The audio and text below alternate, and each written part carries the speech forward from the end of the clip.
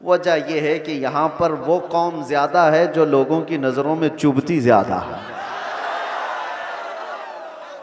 और यही बात है कि दुनिया का हर दरिंदा हमारी तरफ देखता है और खूनखार नजरों से मिटाने की कोशिश भी करता है। और ये पहली बार नहीं, चंगेज इसके बड़े भी आए, हलाकू इससे बड़े भी आए। कुछ बात तो है कि मिटती नहीं हस्ती हमारी, कुछ बात तो है कि मिटती नहीं हस्ती हमारी। सदियों रहा है दुश्मन दौरे ज़मा हमारा, यूनान और मिस्र रोमा सब मिट गए जहां से, बाकी मगर है अब तक नामो निशां हमारा। तौहीद की अमानत सीनों में है हमारे, आसान नहीं मिटाना नामो निशां हमारा। और फिर एक बात, बातिल से डरने वाले ए आसमां नहीं है हम, 100 बार कर चुका है तू इम्तिहान हमारा। अस्सलामु अलैकुम वरहमतुल्लाहि वबरकातुहू। नाज़रीन कराम, ये देखिए हमारे बिहार के सीएम श्री नीतीश कुमार जी का हरकत। आप लोग कमेंट कीजिए कि इनका हरकत कैसा है। मरने के लिए दीन पर तैयार जो भी हो, मरने के लिए दीन पर तैयार जो भी हो, आ जाए शहादत का तलबगार।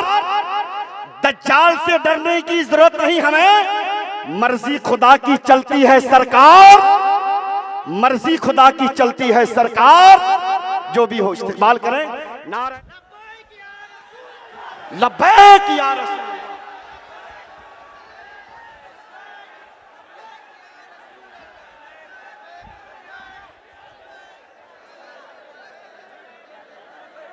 मिंबर नूर पर जलवाबार उलमाए ज़वील एहतराम, मशाइख सादात, हाज़रीन अहले सुन्नत व जमात, अस्सलामु अलैकुम व रहमतुल्लाहि व बरकातुहू। अल्हम्दुलिल्लाह, अल्हम्दुलिल्लाहिल हन्नानिल मन्नान, अल्लज़ी खलक़ल इंसान व अल्लमहुल बयान, वस्सलातु वस्सलामु अला रसूलिही सय्यिदिल इंसी वल जान व अला आलिही व अस्हाबिही ज़विल खैरि वल इहसान, अम्मा बअद। फ़अऊज़ु बिल्लाहि मिनश शैतानिर रजीम, बिस्मिल्लाहिर रहमानिर रहीम। इन यंसुरकुमुल्लाहु फला गालिब लकुम व इन यख़ज़ुलकुम फमन ज़ल्लज़ी यंसुरुकुम मिन बअदिही व अलल्लाहि फल्यतवक्कलिल मुमिनून। सदक़ल्लाहु मौलानल अज़ीम। बारगाह रिसालत मुआब सल्लल्लाहु तआला अलैहि वसल्लम में दुरूद पाक का हदिया पेश करें। अल्लाहुम्मा सल्लि अला सय्यिदिना मुहम्मदिन मअदनिल जूदि वल करम व आलिही व अस्हाबिहिल किराम व इब्निहिल करीम व बारिक व सल्लिम सलातन दाइमतन सरमदन अबदा। फिर के गली गली तबाह ठोकरें सबकी खाई क्यों, दिल को जो अक्ल दे खुदा तेरी गली से जाए क्यों। जान है इश्क़ मुस्तफ़ा रोज़ फजू करे खुदा, जिसको हो दर्द का मज़ा नाज़े दवा उठाए क्यों। अज़ीज़ान गिराम वक़ार, इंतज़ार करते करते आखिर मेरा नंबर आ ही गया और आप तमामी हज़रात को देखकर ऐसा एहसास होता है कि मैं जब इस जलसे में आ रहा था तो गाड़ी वालों से पूछ रहा था कि मुझे कौन से खेती में ले जा रहे हो। पगडंडियों से गुजरते हुए यहाँ आ रहे हैं। इतना बड़ा जलसे का निज़ाम देख करके एक बात तो समझ में आती है, सीमांचल के लोग सही ढंग से अपना घर नहीं बना पाते हैं। लकड़ियों के घर, छप्पर के घर, लेकिन मेरे मुस्तफ़ा के नाम पर आलीशान जलसा तो जरूर सजा लेते। इसमें कंप्रोमाइज नहीं किया जाता, इसमें कोई कंप्रोमाइज, कहां ये जलसा और कहां छोटे छोटे घर, कोई मुताबकत नहीं लगती। और बहुत बड़े बड़े लोग ये सब नहीं करते, गरीबों के हिस्से में ही ये काम आया करता है। अल्लाह के नबी सल्लल्लाहु ताला अलैहि वसल्लम ने जब मक्का मुकर्रमा में तबलीग शुरू फरमाई थी तो गरीबों ने ही सबसे पहले इस्लाम कबूल किया था और गुरबत में ही इस्लाम फैलता रहा। आज भी मेरे अजीजों,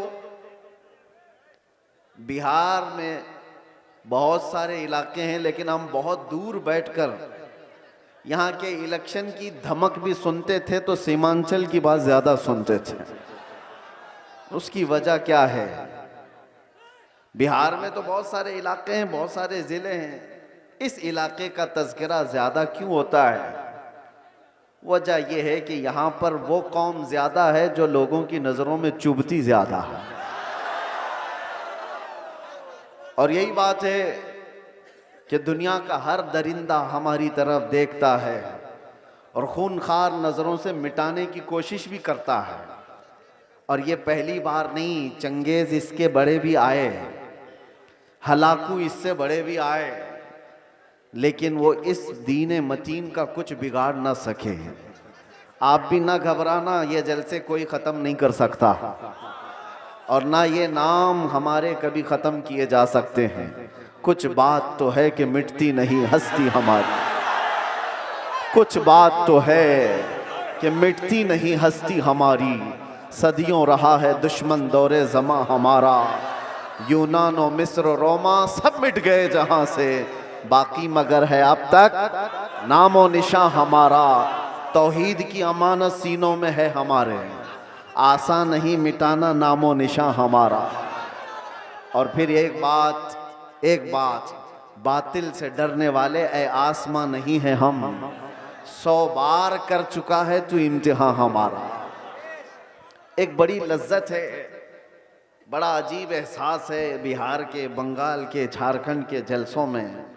मैं बोलता बहुत भी हूँ, आप लोगों के इंतज़ामात और इंसरामात के ख़िलाफ़ भी, रात भर सजाते हैं और बहुत सारे इसके जो नेगेटिव पॉइंट है उस पर बोलता भी हूँ। लाखों का खर्चा करते हैं, बिहार में जलसे ज़्यादा करते हैं, इस पर बोलता भी हूँ। लेकिन दिल में एक एहसास ये भी होता है, जैसी तैसी है कौम, सर्कस में पैसा बर्बाद करने से मेरे मुस्तफ़ा के नाम पर तो लगाती है। किसी और जगह पर इनको छोड़ दिया जाए तो शायद पता नहीं मुजरे करने वालों को देखेंगे। लोग एंटरटेनमेंट की दुनिया है, यहाँ नहीं तो कहीं और महफिलें लगा देंगे। इसी बहाने कम अज कम यहाँ शोराए इस्लाम आते हैं, खुतबा इस्लाम आते हैं और ये एक एक लफ्ज पढ़ते जाते हैं, लोगों के दिलों में रस घोलते जाते हैं। जैसे तैसे ये दीन का निज़ाम इन जलसों के ज़रिए से कायम है। बहरहाल मेरे अजीज़ों, एक बात आप समझ करके चलना, यहाँ पर बैठकर तकरीबन 1 घंटा मुझसे पेशतर हज़रत मौलाना साहब ने चंदा भी किया बहुत मस्जिद के लिए। बहुत लोग समझते हैं कि मौलाना लोगों का काम ही क्या है, चंदा करना, रसीद लेके घूमते रहते हैं। तुम्हें अंदाजा है दीन का ये सारा निज़ाम अगर ये मौलवी नहीं होते तो पता नहीं तुम क्या कर रहे होते। ये मदरसे, ये मसाजिद की मीनार, ये सारी चीज़ें इन लोगों से कायम है। होते होंगे चंद चंदा खोर लोग, मगर आपको पता है एक एक पाई दीन के लिए ऐलान करके जमा करना ये उलमा की शान है। क्या उनके अंदर सेल्फ रिस्पेक्ट नहीं है? क्या मांगना उनकी बचपन की आदत है? नहीं, तुम्हारे दरमियान अगर वो हाथ फैलाते भी हैं तो दीन के नाम पर। मेरे मुस्तफ़ा करीम सल्लल्लाहु ताला अलैहि वसल्लम की शरीयत ताहिरा की बका के लिए मुझे बात याद आती है। मेरे वालिद गिरामी फरमाया करते थे, अल जामिअतुल अशरफिया मुबारकपुर आज हिंदुस्तान की एक ऐसी अजीम यूनिवर्सिटी का नाम है जिसके सामने ताजमहल की ऊंचाई भी फीकी पड़ती है। ताजमहल तो लोग टिकट देकर के देखने जाते हैं और फोटो खिंचवा कर आते हैं, मगर अल जामिअतुल अशरफिया वो ऐसी जगह है जहां इंसान बनाए जाते हैं। उलमाए रब्बानीन की एक बड़ी जमात पैदा होती है। जब उसकी तामीर का मसला था, बानी जामिया अशरफिया मुबारकपुर हुजूर हाफिज मिल्लत रहमतुल्लाह अलैह इसी तरह ऐलान कर रहे थे कि कोई है जो ला करके जामिया अशरफिया के लिए कुछ सुपुर्द करे। आपको मारहरा मुतहरा के सैयदजादे सैयदुल उलमा ने बिठा दिया और कहा, मौलाना आप बैठ जाइए, मैं सैयदजादा हूं लेकिन इस इदारे के लिए चंदा मैं करूंगा। आले रसूल हूं, मांगने की आदत नहीं, कभी नहीं मांगा। और उसके बाद जब सैयद मियां रहमतुल्लाह ताला अलैह ने ऐलान किया तो जाहिर सी बात है मुझे ये इलाका देख करके वो बात याद आती है, मौलाना तो 11,000 मांग रहे थे। वहां पर छोटा गांव था, छोटी बस्ती थी। जब मांगा जा रहा था चंदा तो एक बूढ़ी औरत एक मुर्गी का अंडा लेकर के आ गई थी। कहा मेरे घर में इसके अलावा कुछ है नहीं, ये चंदे में कबूल कर लीजिए। मुर्गी का अंडा, ये लोगों के जज्बात थे। और ऐसा नहीं है कि वो अंडा देख करके उसको भेज दिया गया कि इसका क्या किया जाएगा, उसको भी कबूल किया गया। और सैयद मियां रहमतुल्लाह अलैह ने फरमाया था, इस औरत ने ज़माने यूसुफ की याद दिलाती है। खरीदारों में उसका नाम आ जाए बस इसलिए हाजिर हो गई। बहरहाल इस निज़ाम पर मैंने थोड़ी सी गुफ्तगू इसलिए की कि उलमा को हकीर मत समझो। या उलमा ज़वील एहतराम अगर दीन के नाम पर तुमसे कुछ तलब कर रहे हैं तो सारे लोगों को एक कैटेगरी में मत शुमार करो। एक जुमला मैं आपसे कहता हूं, तवज्जो से सुनना। हर दाढ़ी वाला चोर नहीं होता, लेकिन चोर दाढ़ी रख लेता है। चोर अपनी चोरी छुपाने के लिए दाढ़ी रख लेता है। हाँ, इस फार्मूले को समझ करके चलें और इसको हर जगह फिट ना करें। दाढ़ी वाले को देख करके हिकारत से देखना मेरे अजीजों, हरगिज नहीं। कुछ चोर अगर इस तरह के लिबास पहन लें तो ऐसा थोड़ी ना होता है कि हम ये भी तो नहीं कह सकते कि हर चाय वाला चोर है। नहीं कह सकते, नहीं कह सकते। सबको एक कैटेगरी में कैसे शामिल कर दें? ये एक जुमला आप याद रखें, मैं किसी का नाम नहीं ले रहा हूं। और दूसरी बात, उलमाए ज़वील एहतराम के लिए खास तौर पर मैंने आयत करीमा की तिलावत की है खुतबे में, खुतबे के बाद, यंसुरकुमुल्लाहु फला गालिब लकुम, अगर अल्लाह तुम्हारी मदद करे तो कोई ताकत तुम पर गालिब नहीं आ सकती, कोई तुम पर गलबा नहीं हासिल कर सकता। ये एक जुमला कुरान पाक का इतना पावरफुल है, इतना पावरफुल है कि अल्लाह तुम्हारी मदद करे तो कोई गालिब नहीं आएगा। और अगर कोई गालिब आया हुआ है हमारे ऊपर तो इसका मतलब है कि तुम महरूम हो या हम महरूम हैं उस अजीम मदद से जिसका वादा कुरान में अल्लाह ताला ने फरमाया, वो हमारे अमाल की बुनियाद पर। मुर्शिद गिरामी हुजूर ताजुश शरिया रहमतुल्लाह ताला अलैह एक आयत की तफसीर फरमाते हुए हमसे कह रहे थे कि एक साहब आए और उन्होंने कहा कि हजरत हमारे गांव में बहुत फसादात हो गए, वायलेशन हो गया, लेकिन मुसलमानों को पकड़ पकड़ करके पुलिस ले जा रही है, 8-10 दिन हो गए, अभी तक थमी नहीं है ये गिरफ्तारियां। और वो बयान करते करते उन्होंने ये कहा कि ये सारी पकड़ धकड़ जो चल रही है इसकी सारी मुखबिरी मुसलमान ही करते हैं। कौन कहां किस घर में छुपा है और क्या क्या कर रहा था सब मुसलमान ही बताते हैं और आकर के इनको अरेस्ट किया जाता है। तब हजरत ने एक आयत पढ़ करके हमें बताया था, कुरान में अल्लाह फरमाता वलन यजअलल्लाहु लिलकाफिरीन अलल मुमिनीन सबीला। अल्लाह कुरान में फरमाता है हरगिज हरगिज अल्लाह ताला काफिरों को ईमान वालों पर गलबा नहीं देगा, कभी नहीं। लन का लफ्ज है नफी ताकीद के साथ, हरगिज अल्लाह तबारक व तआला काफिरों को ईमान वालों पर गलबा नहीं देगा। हजरत फरमाते मगर ये कि किसी काफिर की मदद मुसलमान ही करे तो वो काफिर मुसलमान के रास्ते से दूसरे मुसलमान पर गलबा करेगा। बात समझ में आ रही है? एक मुसलमान को जरिया बना करके ही दूसरा कोई तुम्हारे घर पर हमला करेगा। आज के हालात पर मैं जो बात कर रहा हूं, सुनो मेरे अजीजों, बहुत सारे मुसलमान अपना फ्यूचर आज बना नहीं पा रहे हैं। इनको पता ही नहीं है किसके साथ जाना है और किसका साथ देना है। हालात ऐसे हैं कि किसी और मुसलमान को गिराने के लिए एक मुसलमान किसी काफिर और मुशरिक की मदद पर भी राजी हो जाता है। यही मैं बता रहा हूं कि कभी तुम्हें कोई कौम मगलूब नहीं कर सकती जब तक कि तुम्हारे अंदर के गद्दार तुम्हें मगलूब ना करें। जब तक हमारे दरमियान मौजूद जमात के मुनाफिकीन हमारे खिलाफ ना खड़े हों, तब तक कोई कौम हमें डायरेक्ट नहीं गिरा सकती।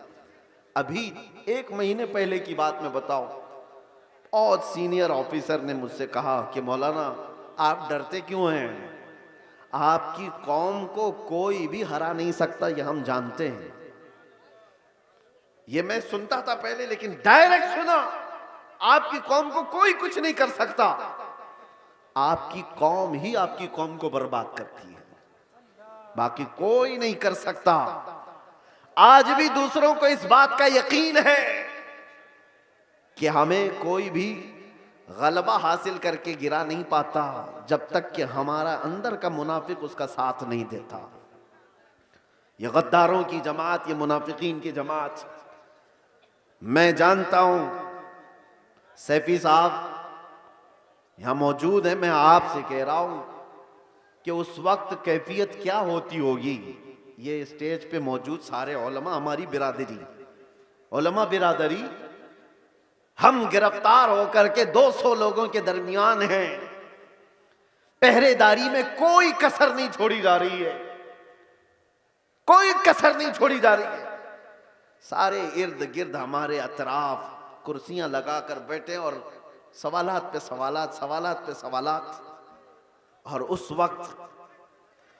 वक्त इन्वेस्टिगेशन करने वालों को कुछ लोगों के मैसेजेस आते हैं और कहते हैं ये मौलाना से ये भी पूछो, ये भी पूछो। क्लिपें हमारी काट काट करके भेजी जा रही हैं तकरीरों की कि इन्होंने यहां पर ये कहा, इन्होंने यहां पर ये कहा। वो बेचारे सवालात करने वाले वो कहते हमको तो आपके बारे में उतना मालूम नहीं था, ये इतनी सारी चीजें आ रही हैं। मैंने पूछा नहीं कौन है, लेकिन सामने वाले ने बताया कि फलां पीर साहब हैं, फलां मौलाना साहब हैं। मैं जानता हूं मेरे अजीजों, मैंने इससे कबल बड़े जज्बात में कहा था, वो भी जानते होंगे जिन्होंने ये सब काम किए हैं हमारे दिल पर क्या गुजर रही थी उस वक्त। हमने सब अल्लाह उसके रसूल पर छोड़ दिया।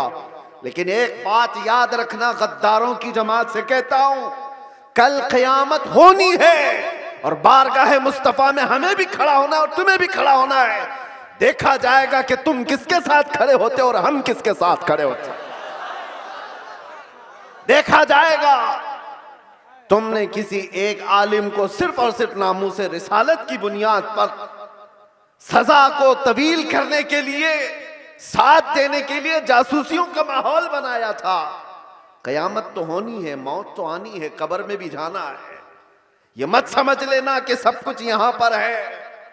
चंद पैसों के लिए जो लोग अपना दीन बेचते थे, कुरान ने उनकी वईद में क्या क्या बयान फरमाया।